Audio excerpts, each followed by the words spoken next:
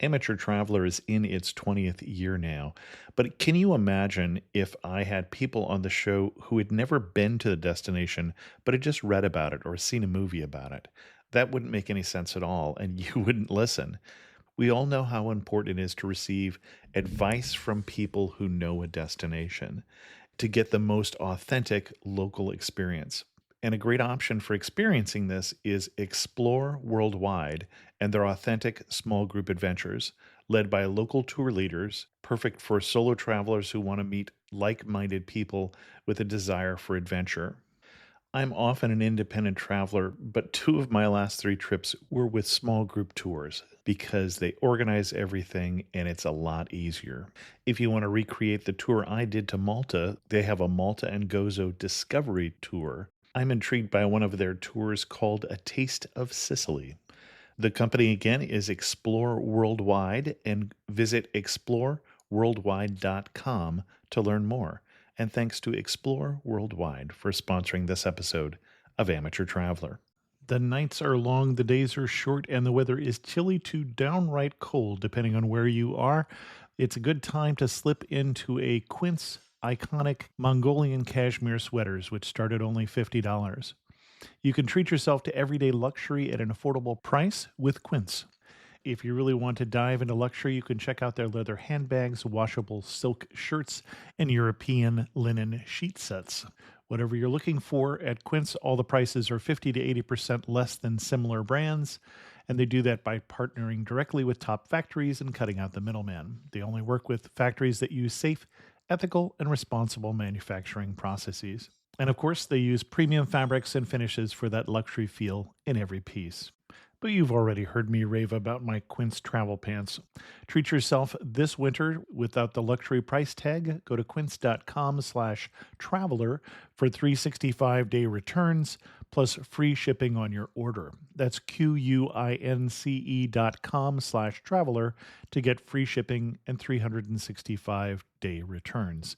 Quince.com/traveler, and thanks to Quince for sponsoring this episode of Amateur Traveler. Got my bags packed, I'm on a roll. I'm heading out there, and I'm ready to go. I'm looking real good in my passport photo. Oh, no. Amateur Traveler, episode 486. Today, the Amateur Traveler talks about river cruising and wine, UNESCO World Heritage Sites and more wine, Portugal and still more wine as we cruise the Douro River with Viking River Cruises.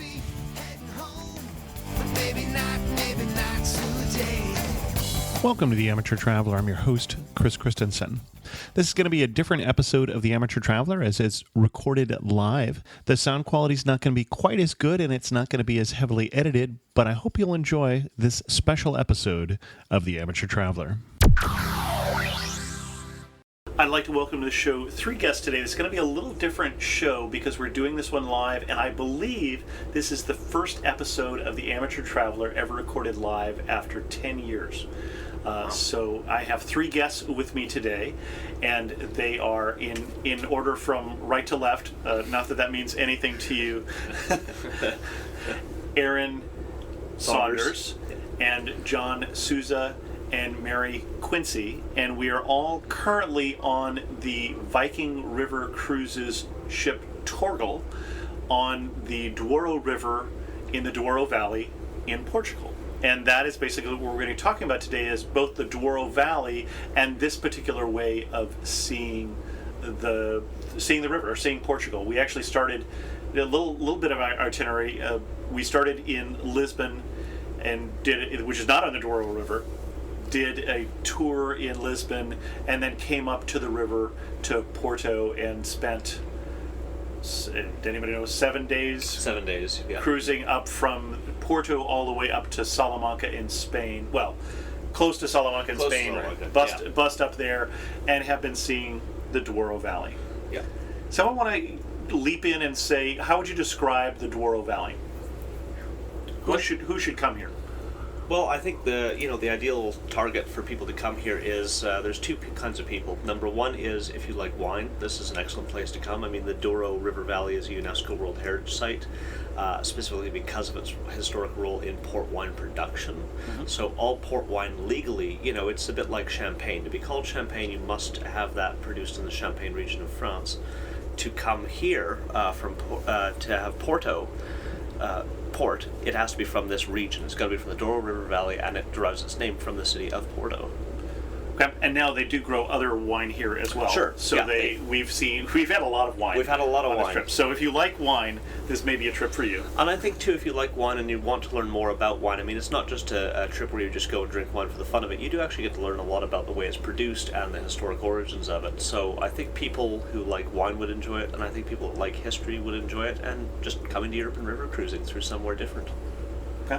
Yeah, I think this valley is so steeped in tradition. I mean, every hillside we've passed, there's little bends in the river, so it's great to watch the views as the ship goes by, but every hillside is terraced, and that's a lot of work. There's a lot of history in these walls, and seeing these vineyards and everything, just beautiful. So it's been really great to be able to kind of get a glimpse into the history of Portugal as you go through the valley. And you say terraced, and that's the reason why, as that was John and Aaron started us here, and that's the reason why this is a UNESCO World Heritage Site, is that terracing was a lot of work. As the poet said, as we heard on this trip, the God made the world and the Portuguese made the Douro Valley. Yeah. And I know we were at a winery yesterday, and Aaron, you were with me, and John, you sat that one out, and we'll talk about that too. Sure. And that winery, their terraces were 250 years old. Yeah. Although at the time they were planted, they were port wine, and then at the time that the phylloxera came through here and destroyed all wine production, they switched to muscatel.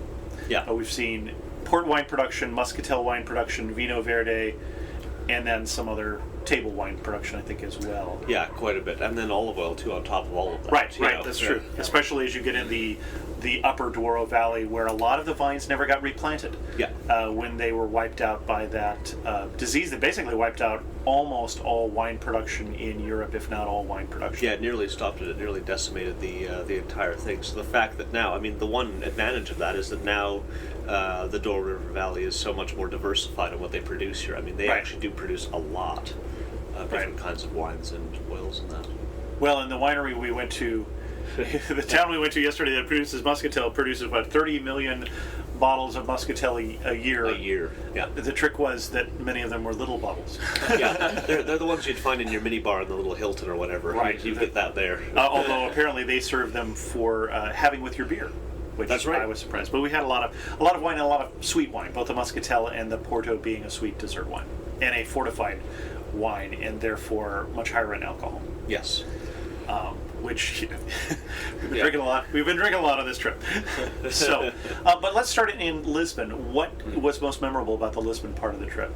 Because there's 2 nights in Lisbon at the beginning of the trip, plus optional extensions. And I actually came and didn't do optional extensions with Viking, but we did some of the same things in the sense that we went to some of the other UNESCO World Heritage Sites, the palaces and the nearby Moorish Castle, which we talked about in the recent episode we did on Lisbon. But what stood out for you guys in terms of the trip part in Lisbon? I know Viking put us in that hotel right on, I think it was Liberty University Boulevard or something like that, and the In Portuguese. Right, in Portuguese. I'm not going to try to pronounce it, but the wide sidewalks, and every sidewalk had this beautiful artwork embedded in the cobblestone. The mosaic. And it was like this mosaic everywhere you went. I mean, it was all the way from the hotel down to the shoreline, which is a good mile and a half or so walk, and it was just everywhere you went. It was just this beautiful mosaics, and just loved that aspect of Lisbon. Of Lisbon.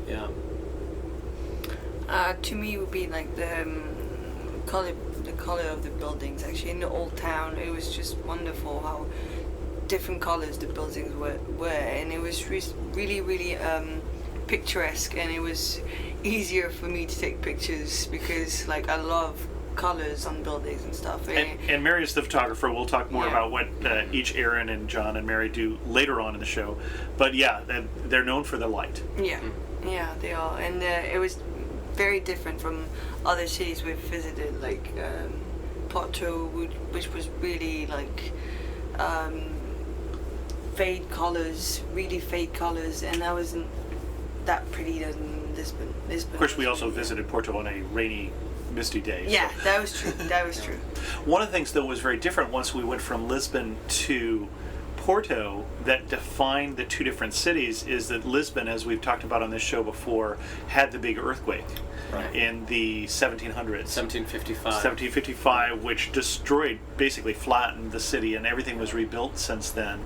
Where Porto survived that earthquake because it was far enough away. We're talking about a couple hours drive by bus between the two, or possibly even longer than that. It's about, if you were to do the drive in one stretch, it'd be about 2.5 to 3 hours drive. Okay, because we did stop at yet another UNESCO World Heritage Site, which is Colibra, which is the university there, and the library there, which was incredible. I wish I had pictures of that to share, but they would not let us We take were not allowed. pictures of the rare books and this a temple to knowledge. I almost want to call the library there because it was incredibly ornate and Baroque and incredibly beautiful library with bats that eat the Tiny bats. Yeah, the bats eats eat the insects. mites and the insects that would otherwise destroy the book, so they release these bats. Which had to be the strangest thing we heard on this, was that they intentionally keep bats in the library. I think we were all looking for them after she said that. Like, where are these Well, bats? the guide had said to us, we said, well, where's the bats? And the guide said, oh, no, don't worry about it. They just sleep on top of the books during the day.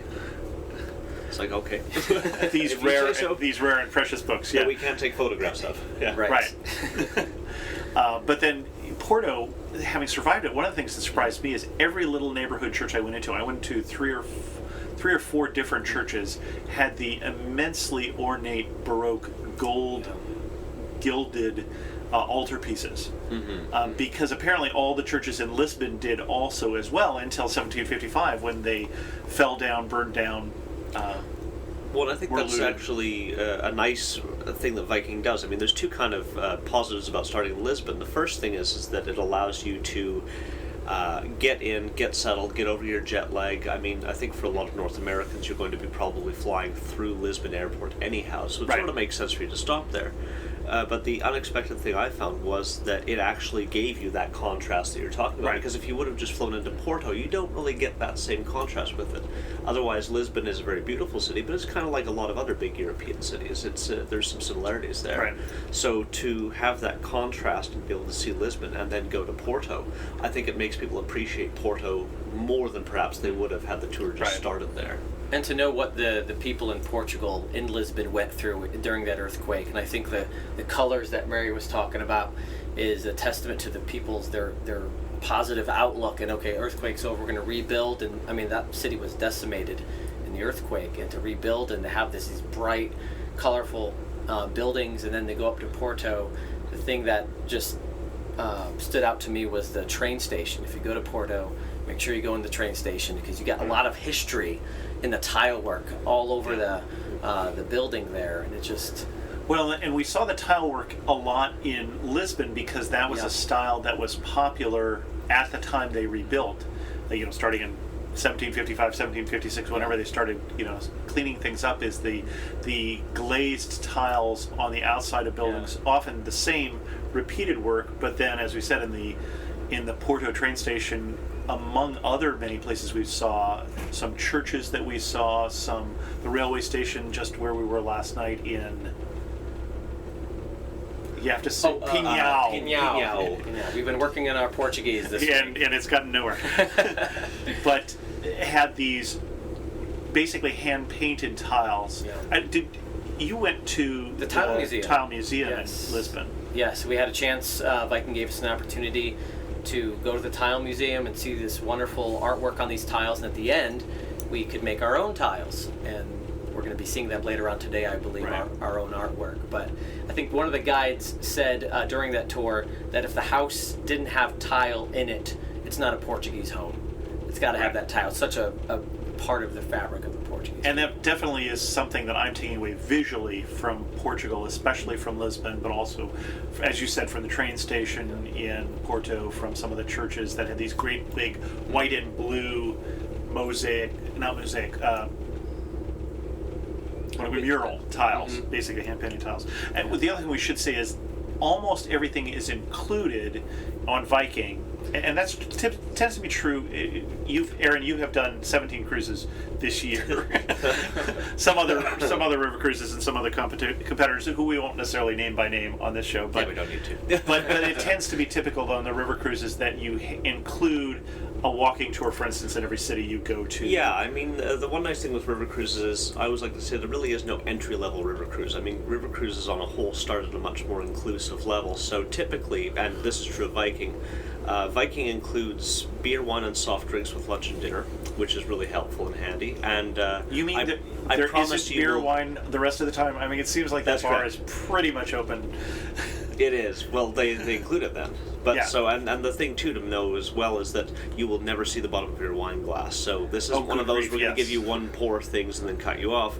They will keep you very hydrated, let's say. The other thing that they do is they include I really needed a coaster to put on the top of my wine Yeah, glass sometimes. you almost have to do what you do I in had to Germany be and say, quick no, this is to enough. say, yeah. The other thing that they do that's fascinating is that you will get a selection of complimentary tours. So every day, more Right. often than not, all of the tours are complimentary. What Viking does is they also decide to say, well, hey, we're going to offer you some extra experiences. And these are excursions that come at a pretty modest cost. Usually they're about between, say, €40 a person and perhaps up to €100 a person. And the visit to the Tile Museum was one of those. That was one of those, and that was €44 a person. And then the other one, now we were all guests of Viking, so we weren't paying for that, to be honest, and with great thanks to Viking, but that's how much we would charge normally for that. And then there was another tour over to the city that starts with a G, whose name I cannot pronounce. Guimarães, which is where the home of the Portuguese nation is, another UNESCO Yes. World Heritage Site. Very beautiful city as well. Probably more culturally significant than stunning visually, I would say, that particular site. Yeah, Guimarães has a really beautiful old town. I always like recommending people should go there just because, and again, it is a UNESCO World Heritage Site, and it does have some really interesting historic monuments, and it has its own look and feel that it's neither Lisbon nor Porto. It's Right. definitely its own thing. And so that's the fun thing with that is, if you just want to do the complimentary tour in Porto, that's completely fine. You'll have an excellent time. These are tours that are more for the guests who are really fascinated by the history of a particular place, and so Viking charges a modest amount to go on that. And I feel personally that that's fair because really you can come on here and not spend an extra dime. Except for tips. Well, You don't have to, but I would budget for That's the for thing. tips. The gratuities on Viking are not included. On some river cruise lines they are, but on Right. Viking they do come at an extra cost. And I believe they recommend about €11 or €12 per person per day. is And the then they suggested also guideline. recommended for the bus driver €1 a day, and the tour guide €2 Yeah, a day. exactly. Yeah. And I love how each trip for each guest is really customized because you have the morning tours you can go on with the group, but if you want to do something else, you can talk to the front desk. They'll arrange another kind of tour that you can take. Right. And if you don't want to do all the different activities throughout the day, you don't have to. Right. If you want to just enjoy a ride down the river like we are right now, I wanted to point out we're going down the Douro River, looking out this beautiful balcony at the Douro Valley. So each guest can kind of have their own vacation. If they want to stay busy the whole time and go to see Right. as much as possible, you can do that. If you want to just sit back on the sun deck in a lounger and enjoy the views, you can do that too. Or as on the press trip like this, we've had people who yesterday just needed to get work done, Yes. or possibly had partied too much the night before and stayed home and didn't go to what turned out to be a fabulous outing, but we'll get to that in a bit. So going on with the itinerary, we went to Porto and then we cruised up mostly to small towns. Basically, as you're in Portugal, you're stopping at relatively small towns. Yeah. And then being bussed anywhere from Half an hour up to 2 hours. half an hour, 2 hours to see bus. something interesting on your day tour Yeah. tended to be pretty typical. And that's worth noting too, because if people have, say, cruised the Danube before, on the Danube typically you're docking, if you're not at the center, then you're just outside of it. Like, for example, in Vienna, the Danube does not flow through the center of town, so you can take the metro in or you take the bus in. And Rhine the same way. Exactly. Except for, saying, going to Heidelberg. To Heidelberg, yeah, exactly. So the one thing to know with this is that usually here the towns themselves are not a gigantic draw.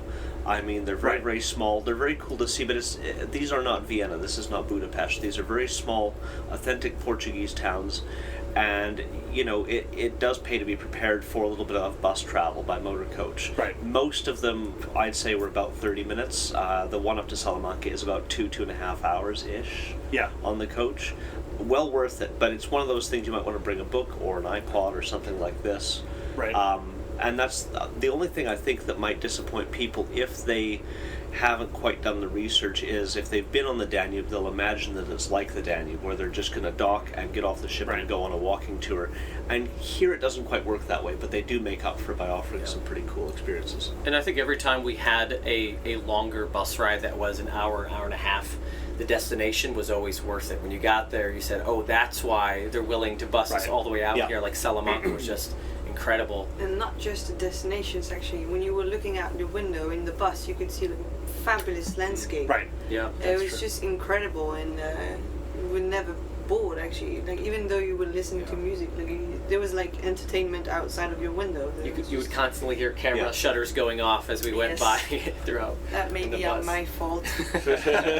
I agree with Mary about that. I think that the drive to some of these places, particularly the tour we did yesterday, we ended up getting detoured and going off the highway and taking some of these little back roads that I'm pretty sure motor coach was never supposed to go on. Yeah, I don't think that was intentional. But no, but sometimes little things like that, even an accident like that, the landscape was just, you couldn't take your eyes off of it. This was not an uninteresting drive at all. This was very fascinating. And I would say most of our side trips off the river were to, well, I'd say probably number one would be wineries. Yep. Because that is a theme of this. And so we went to different wineries. We went to a few old monasteries. And I say old monasteries, ex-monasteries, because all the monks got kicked out in the early 1800s.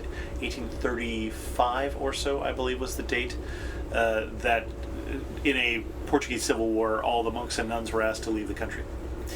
But so there were a lot of, actually, that was the other thing that surprised me, actually, was a lot of monasteries turned into city halls or nunneries turned into something else. I think a monastery today, they said, is now used by the army. Right. Yeah. Right. But even interesting, in a very Catholic country, it's got an interesting history there with that.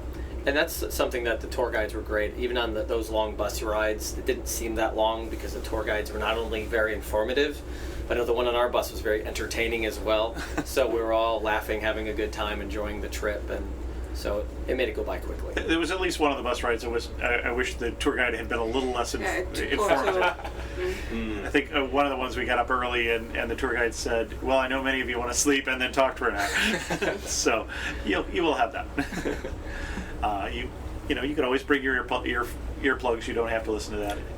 When you're in the city then, and for people who haven't done a river cruise, you may not be used to this, but it's fairly typical for river cruises. We would have our quiet boxes. We were using a slightly older version on the boat than we were in Lisbon, but that means you have basically a portable radio that you're listening to the guide, so the guide can talk even in the cathedral in a normal voice or even in a whisper directly in a microphone, and you can be 100 feet away. If not more. Or at times the guide would not even go into the cathedral. We're not want to disturb everyone, so they'd stay outside and we'd go inside and look while they were able to tell us all. I mean, they're actually quite, and that's the thing, they have become extremely common for river cruises. I can't think of a single river cruise line that doesn't use quiet boxes. I mean, they're used throughout Europe, they're used throughout Asia, they're extraordinarily common. And for good reason. It's because for that exact reason, there's, in the old days, you had a guide that was trying to yell above the guide next to them. Everybody's waving a big umbrella. I mean, it all fell apart quickly. So with these, it's a little tiny portable receiver. You hang it around your neck. It's got a single earpiece that goes into your left ear. It hurts terribly, but that's okay. The newer boxes that we used The in newer Lisbon, ones- where I could use my own You could earbuds, were better. The new ones have a standard headphone jack, so you can use the iPhone headphones or whatever you like. You're still going to see both kinds on the river, but they essentially have the same function. Right. And they are extremely useful. I have a love-hate relationship with them in the sense that I have a thing against group tours. I will admit, even though I run group tours. You're on the wrong trip, my friend. And so, it does identify you as being on a group tour that you, especially when you're wearing it around your neck. Sure. So I And usually there put is it in my that. pocket. Yep. And that was the other reason I Same. like when I could use my own earbuds, is that it wasn't obvious that I was on a group tour, because I'm 50 feet away looking the other Sure. direction taking pictures.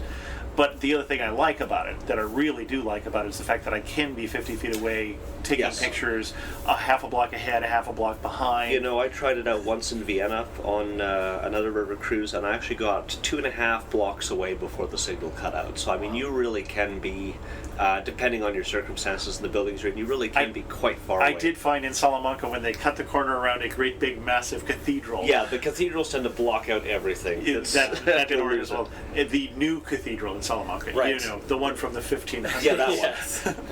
the new one. I know Mary appreciated that too, because as a photographer, I could see she's wanting to get the right shot, and sometimes you have to walk away from the group a little bit to get that. Right. So you're still listening, and for me, I would just listen until I hear some static, and I look around. Okay, am I too far from the group? Right. I gotta catch up now. Same. Well, and if you walk half a block ahead, you don't have everybody in your shot. Is the other Right, thing, right. That's true. that That's I found. also why I don't really like tour groups, because it's kind of annoying to have always a bunch of people standing in front of you and blocking your shot. And in a way, it's very nice when you're Right. taking pictures for the company to have the group of people in front of you. But at some point, you want to get some pictures for yourself, or the pictures that are mainly showing the site or the building, and having people wearing hats everywhere and Right. with umbrellas and with. Well, and let's bound this, because this is a group experience. This Also, is a group yes. tour experience, although it's not like being on a big cruise ship. No. The total number of passengers on this ship, when fully loaded, 106. 106. So we basically fit with lots of room to spare in 3 buses. Yes. And Viking does that too. I mean, really, they could cram everybody onto 2 coaches, but Yeah. instead they spread them out over 3. More luxurious, as you might say, coaches. But And in most towns those were the 3 tour buses we saw. precisely, yeah. So very different than taking over the port in a big ship, cruise ship sort of thing. You don't go into port and see the Tanzanite sails and the No.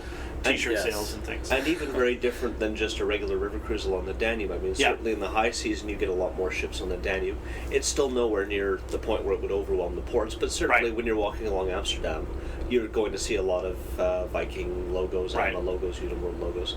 Whereas here, we would see some other ships in port with us, but generally those other ships seem to have alternating itineraries because we didn't typically see them in port. Right, We saw them with us physically, Right. but they went somewhere else. We waved at the other Viking ship as they went the other way on the river. Yeah. They have 2 ships right now on the river and a third coming. Yeah, Viking Hemming, right now they've got Viking Hemming and Viking Torgil, which are identical sister ships, and Right. next year they'll have a third identical sister, Viking Osfrid. Well, and the interesting thing about you say identical ships and sister ships, but also ships made specifically for this river. And we Right. got a chance to see that every time we went through the locks, because there are 5 locks on five this locks trip, total on this that itinerary. we did on this. Okay, I slept through at least a few of those, but the locks are exactly the size of Yeah. the ship, plus a couple inches in any direction. And that's an important point too, because a lot of people, if they've cruised on the Danube on the Viking longships, they'll say, well, why can't you bring a longship here? And the reason you can't isn't because they can't get it here. They certainly can. Right. The problem is the longships are 443 feet long. They will not fit in the lock. Right. These are 223, I think, and they fit snugly into those locks. So what they've done is this is like a baby longship or longship Right. light, where they've got the same kind of cabin designs, the same sort of Scandinavian decor, and the aquavit terrace out in front of the lounge. So they've got all of the stuff that you would expect the Right. longships to have. And even Just more. Yeah, exactly. Even more because Even there's more. a swimming There's pool a pool. yeah. I didn't see There's a anybody pool. get in it on this trip, but maybe I some. saw in the one man summer. get in. Did he? Very Okay. brave. Earlier, like a few people were I there. suspect in the high season when it's hotter out, you'd see more. Middle of July, I think Yeah. that's a popular place to be. The thing that surprised me though is when we went through the locks, and the locks are deep for one thing. The lock One was over, a couple were over 100 feet. weren't Yeah, I believe so, yeah. At least that one was over 100 feet Right. for sure. And then also, at one point, we were about to go through the lock and under a bridge to get through the lock. And they've lowered the railing, they've lowered the sunshade on the sun deck. They've gotten everybody off the sun deck because you can't Right. stand up on the sun deck. It's that low, and for that particular bridge. Some of the other ones, we were standing there, and I could reach up and touch I the was bridge. in the Aquavit on one of those occasions going under a bridge, and I look up and I see the captain, and he's actually hunched over, Right. I mean, the bridge that we're going under is just inches above his head, and he's running from one side to the other, hunched over to make sure Right. everything was going smoothly. Well, I don't know if that was the same one, but I looked up one point and I thought something has gone wrong because the bridge is 2 feet too tall for this bridge. The bridge of the ship is 2 feet too tall for the bridge that we're going under, and then the bridge of the ship retracted. Yeah. Yeah, the Yeah. wheelhouse can retract into its own housing, and in fact, in the wheelhouse, there's a little sunroof, and the captain can pop the little sunroof open, and it's just like the longships on the Danube. The entire wheelhouse structure lowers, and the captain just pops his head out just to make sure they're going to clear that bridge, and that's used if there's high water, because the problem here isn't so much low water, it's high water events that can really screw things up. And I know I'm a nerd that I love that sort of thing, but I love that sort of the way the locks work and Yeah. watching those mechanisms work and the passage through that on this kind of ship, on the Panama Canal or something like that. I do enjoy that. and you can see the experience. excitement in the passengers always kind of Absolutely, going absolutely. to the sun deck or the Aquavit to check out what's going on and watching the ship drop and the logs or rise. And Right. it's always a fun experience. The to great do big that. doors open and such. Yeah, But I think someone was saying, Viking has done such a good job feeding us this week. The ship is a little bit lower in the water, so we have a little more clearance going under those bridges. Yeah. Maybe a couple inches. yes. Is that food or is that liquid? I can't tell what that is. well, let's talk about that experience. So, anyone want to comment on the food experience on the ship? We've seen a lot of regional specialties as well as things that are not regional, as well as things that cater to the Primarily North American clientele. and we haven't talked about who the Primarily clientele American are, clientele. but it's English speaking. English speaking, Vikings' whole thing is that they would like to have English speaking guests, 55 plus, predominantly from North America, so mainly from the United States and Canada, but Australia is an emerging market for them. The UK is We a saw very emerging number of market people for from them. the UK on this Yeah, ship. Yes. and it's for people from the UK and New even Zealand other- as well to a small New degree. Zealand, really for anybody who's European who speaks English, this is an easy sell in some respects because you've got, like Mary, a 2-hour flight to get here. Right. The rest of Yes. us have this mammoth journey to get here. So I think Vikings kind of, initially they were just targeting North Americans. They really weren't going after Australians at all. Right. Or people from the UK. And now that's changed quite a bit because they're finding out that people from the UK and Australia do want a river cruise, and they'd like a river cruise very badly. And two, when the Australians travel, they do it for a month. These Right. guys don't just go for 7 days like Right. the average American does. This is a big deal, so that that customer might take 2 river cruises back to back. Right.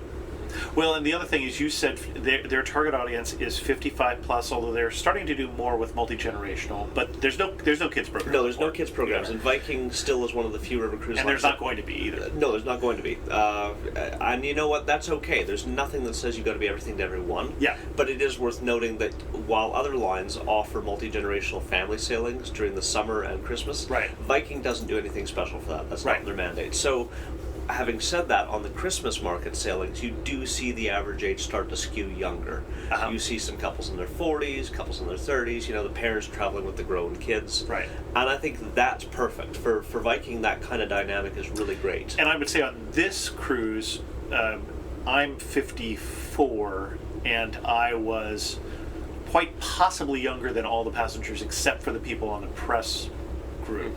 Now, yes, Mary at almost 24 was by far the youngest person on the ship, except for possibly somebody in the crew. The crew is younger than the passengers. There's definitely that, but I would say most of the people I talked to were retired. Sure. And you could argue there's a certain price point that comes with that. I mean, certainly Absolutely. these are probably retired from a good job. These are not inexpensive Yeah. cruises, and you're looking at adding a transatlantic flight on top of that. Right.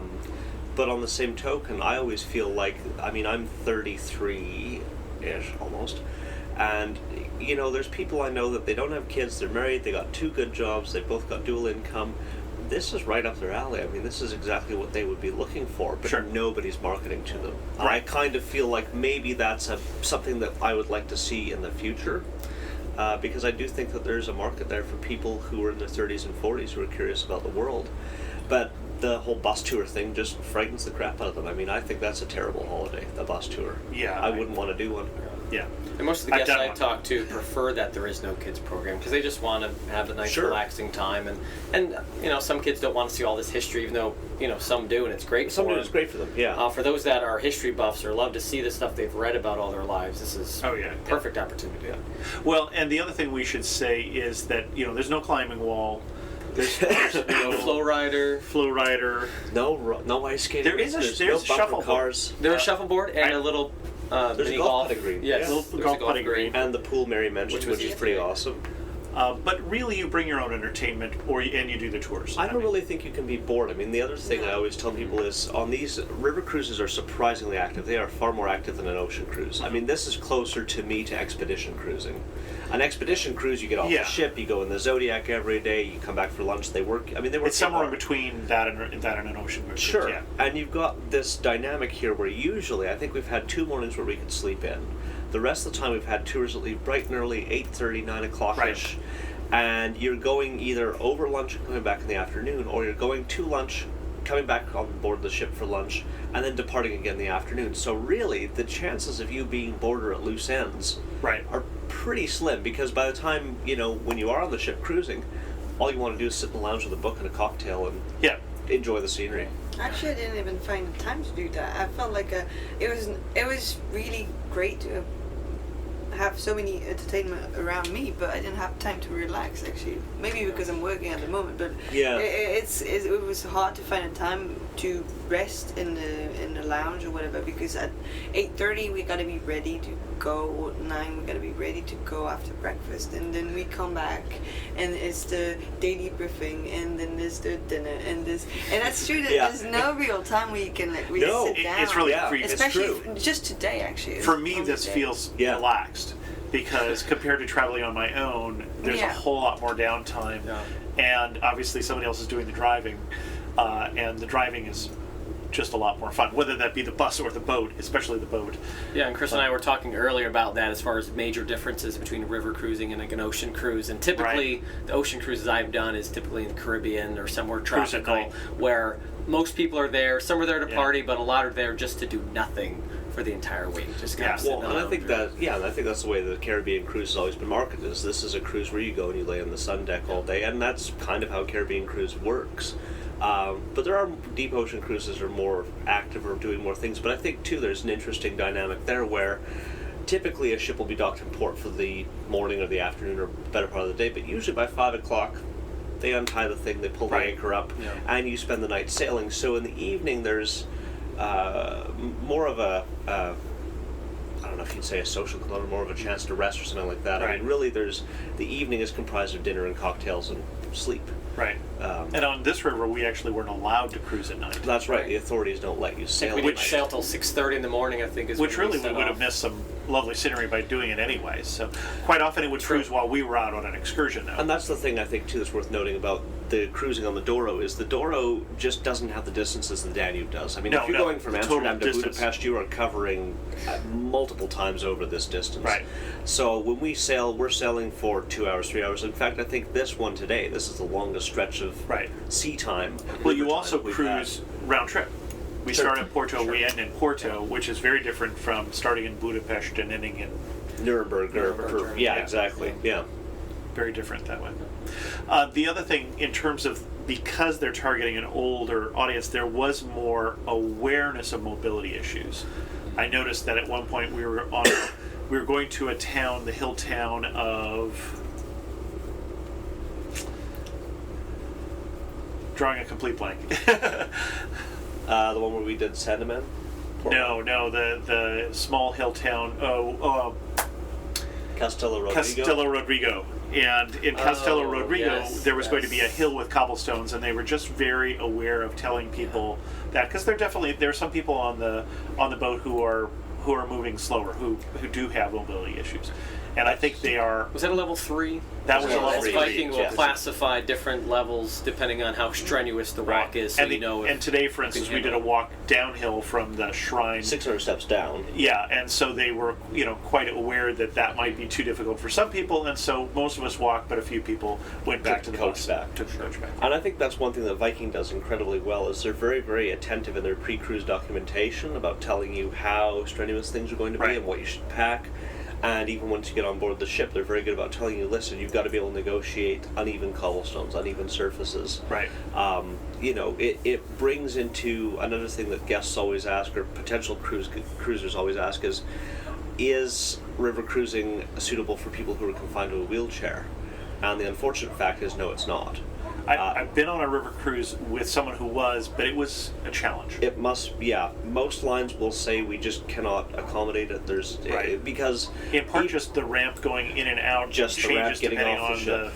So the ship has an elevator for people. I mean, if you have mobility issues with knees and things like that, the ship has an elevator that will take you throughout the decks. But really, the ramps, the docking areas, the cobblestones, the uneven surfaces, and Europe in general.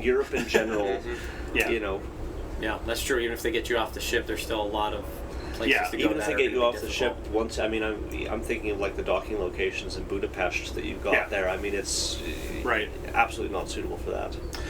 What surprised you about this trip?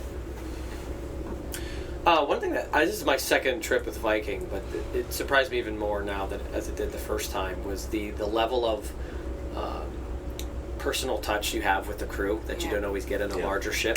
I mean, by the second day, when you go in and out of the ship, you get your guest passport at the front desk there, so they know that you're gone. When you get back, you turn it in. Right. But by the second day, they already knew what room number. I didn't have to tell them. And the name, actually. And the name. They knew my name on the second day. Yeah, and we know, probably 6 or 7 names of the staff here, just off the top of my head. You can name them. Carmel, because Cormel, you interact with them. Chris, and exactly. In a smaller group, it's easy to have that personal touch, and that's been kind of...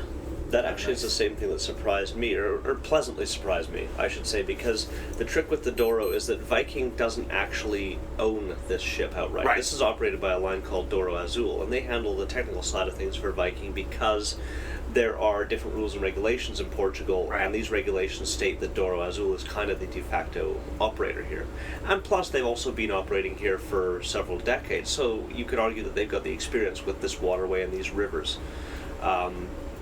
So sometimes, when a company gets another company to run things, even though all the staff are vetted by Viking and this and that, sometimes there's a slippage in quality. And what impressed me was the staff on here, on the whole, are just everybody as friendly and accommodating as the staff on the Viking longships, or even the staff on the Viking Star, the ocean cruise ship. The consistency is fantastic. I would say that one of the waiters was more attentive if you were a woman. Well, I won't name any names, but all the women said he was such a nice guy and a little bit of a flirt, and I'm thinking, wow, he didn't react that way to me, no. He didn't hit on me, nobody did. But this is an older gentleman, I don't mean flirting in any sort of negative way here, but was just very attentive. But the other thing that was a surprise is that the crew is predominantly Portuguese. Sure, yeah. And that is very unusual that you're on such a homogenous cruise in terms of so many people of the same nationality that isn't the Philippines or Indonesia or... True, and in Europe on the Danube, you've got a lot of crew that are still European, but they're from several different European countries, Hungary, Austria, Germany, things like that, so... Yeah, that was kind of neat because the tour guides were also Portuguese on the ship. They were Portuguese, so they have a passion for this country. And when you had a question about something you saw along the river, they usually knew the answer, or they would, or it was their hometown. Yeah. Right, or they knew the little hot spots that no one else knew about because they lived here all their lives. Although that was very disappointing to our guide today and to our bus driver that favorite pastry place had closed. Yeah, they were under construction. She said the best pastry place in all of... They'd spent in all of... what town was that? I know. Social now. It is. Flamenca. Let's go with See, Flamenco. we're Mary sounds right. We're working on our Portuguese still, even the town names. It's been a struggle. But yeah, they did spend a lot of time sort of hyping up this pastry shop to us, and we all bought into it. And so, of course, once you finally find it, you find out it's closed, and they were just as disappointed as we were. But I did the galley tour a few days ago, which I was like doing on ships just to see what the technical spaces are that they have to work with. The galley is about the size of this suite, I think, maybe a little bit bigger. All right, but this suite is pretty big. This suite's big, but I mean, you're talking about a galley that's maybe 600-700 square feet. It's not huge. It's Right. tiny. For the amount of people, they have to feed 106 people plus the crew 3 times a day, every day, without Right. fail.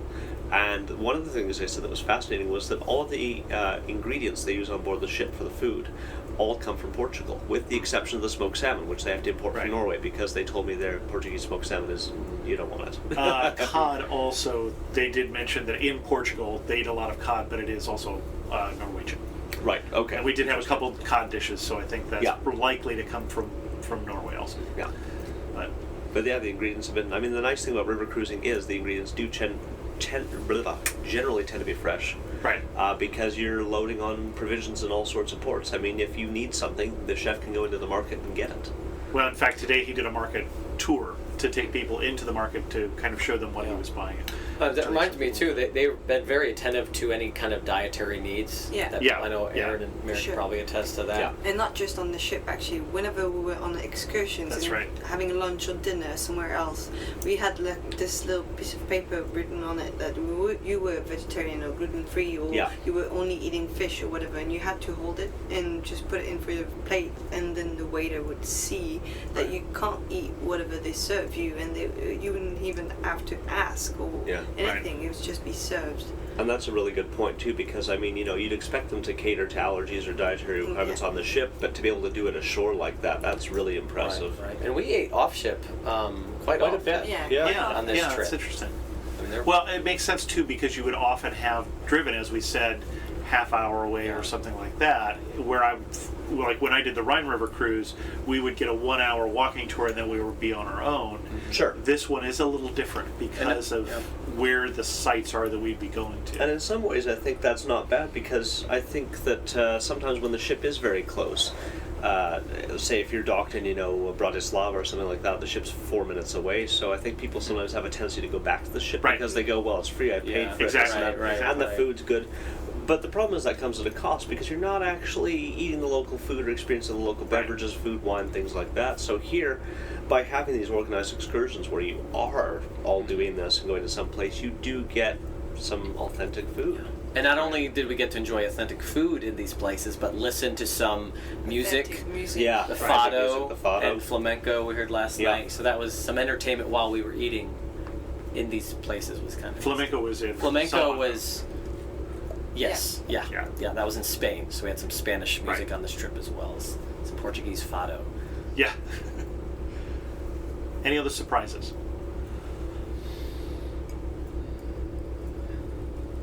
Actually, people on board all get Yes. along, and that's something that really Yeah. it's incredible. Like there are Americans and British people and Australians, but they all get along and they're having so much fun. I've never seen so many people having so much fun on sun deck Yeah. like this afternoon.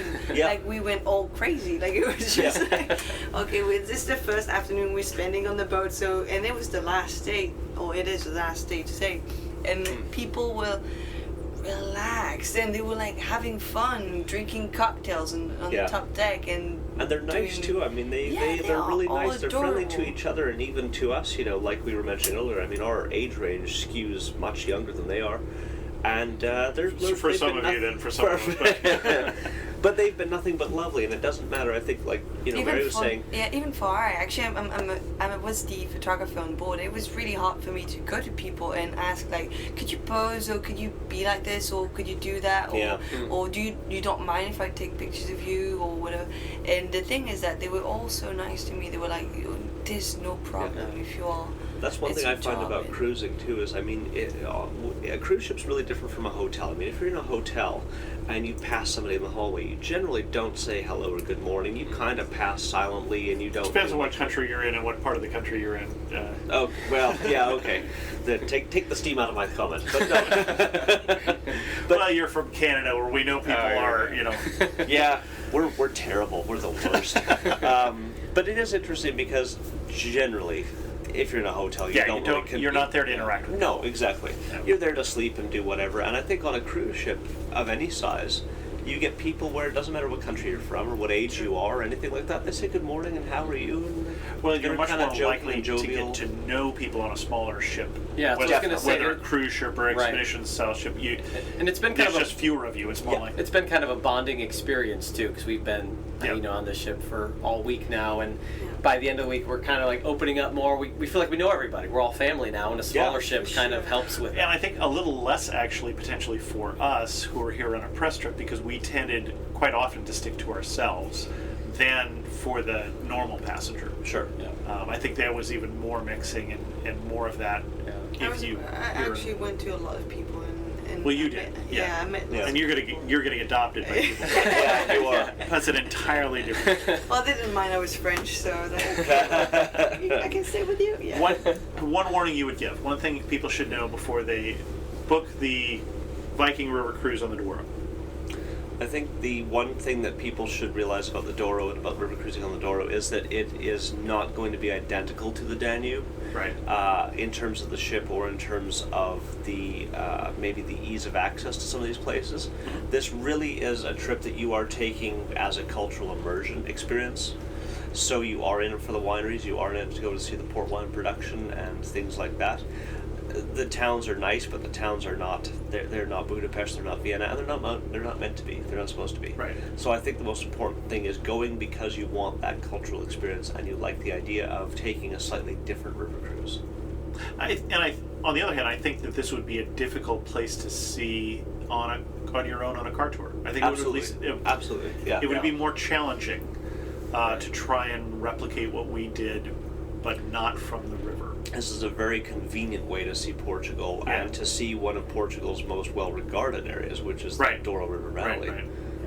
And I would say that, along the same lines, if you don't like history, if you don't like immersing yourself into other cultures, then you're probably not going to enjoy. If you don't like history and you don't like wine, this is not the trip for you. Well, maybe there's even something there too. I mean, if you are non-alcoholic, I mean, if you do not drink alcoholic beverages either by choice or because you're allergic to it or whatever, this also may not be the trip for you because probably. a large component of this revolves around wine and wine. And tastings. I don't Yeah. drink alcohol. Sure. But the But wait it's fine. staff has been. It's funny because they remember every time they come over and say, "Oh, ginger ale, Coca-Cola." They offer me something else. But did you find as someone that limited your ability to, like when we visit a winery? Right, there was a few wine tastings and things. Sure. That I was well, going to go around and more get than pictures. A And few there wine was, there was tastings. many of there those. were 3 yesterday morning. Yes. Before breakfast. 3 different before types of breakfast. muscatel. Yeah. But there were so many other things and so many beautiful scenes to capture that it was a blip on the radar Okay. for me as far as it being a. That's good though. I think that's awesome Yeah. to hear. Yeah. And if you don't, if you're against being on a bus, these buses though weren't like public transportation buses. No, I no, would point no. out that these were really Brand new. nice, brand new buses Right. with plenty of legroom. But if you don't want to be in a bus for, and they weren't long trips, but if an hour-long bus trip isn't for you, then you might want to Yeah, that's a good That'd point. be a If you're different- totally against motor Okay. coach travel, period, Different cruise. different itinerary. different itinerary Yes. for you. Yeah. Yeah. From a point of view, it would be like if you want to be on a diet, then don't come. That's a great point.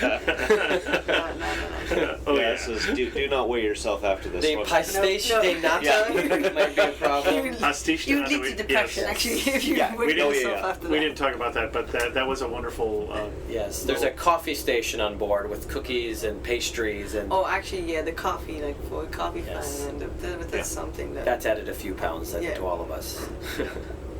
Excellent. Pastry. Why don't we go around and tell people who you are again and what your site is and where people can read more about your travels. My name is Aaron Saunders, and I write for 2 websites. I write for FromTheDeckChair.com, which is all about cruises of all kinds, and I also write for River Cruise Advisor, which is at rivercruiseadvisor.com, and that just focuses strictly on river cruises. And my name is Jonathan Souza, and I write for cruisefever.net along with my brother Ben. And Cruise Fever is for people that just have a fever for cruising. You just can't wait to get out in the ocean. Maybe you haven't tried it yet, and you want to look into it, get some tips and advice. Or a river.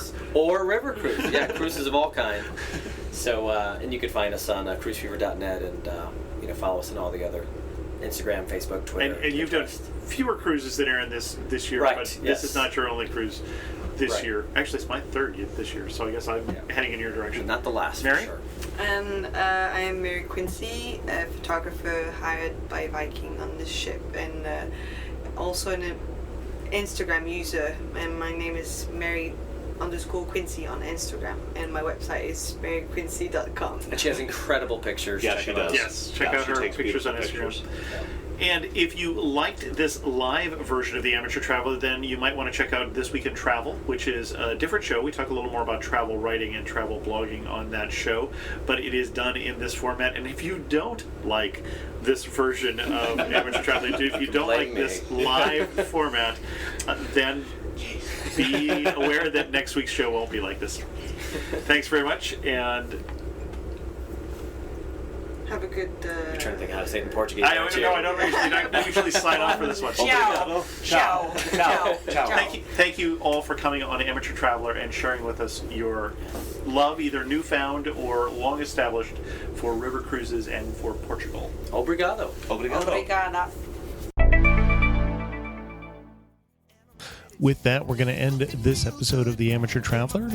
I recommend you go over to the show notes. You'll see links to how you can do this cruise. You'll also see links to the websites for John and Aaron and Mary, as well as my pictures from this particular trip. And you'll also see the correction that phylloxera is an insect, even though I accidentally called it a disease in this particular episode. If you have any questions, send an email to host@amateurtraveler.com, or better yet, leave a comment on this episode at amateurtraveler.com. You can follow me on Twitter, Pinterest, or Instagram as Chris2X. And as always, thanks so much for listening.